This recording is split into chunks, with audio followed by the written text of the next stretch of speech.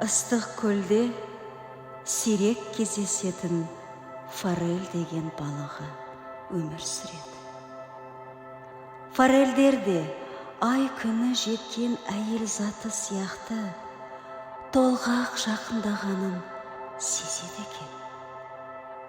Форельдер көл бетінің тыныштығын күтеді. Өйткені осындай тыныштықта балықтар да жай бір рахат уылдырығымыз шашамыз деп ойлайды.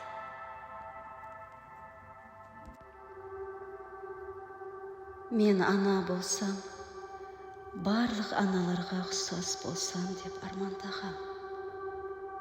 Құдайға шүкір, Аллаға ренішім жоқ. Құлыным, сен маған ғана ұқсайсың. Бұл менің тілегім, менің арманым. Балықта балалы болғысы келеді екен, тұқымын жалғастырғысы келеді екен.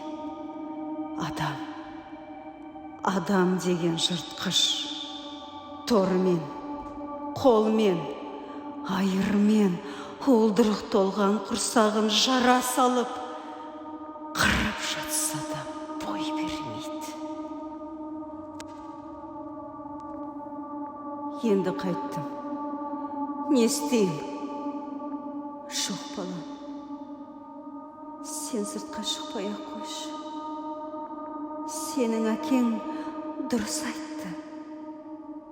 Мына дүние ақмақтарға толып кеткен. Сен түсе қалған жерде таза жер жоқ екен. Ал мен ақмақтармен алса жүріп, сені жарық дүниеге әкелсем, күннің сынығын көтеріп жүргендей болам.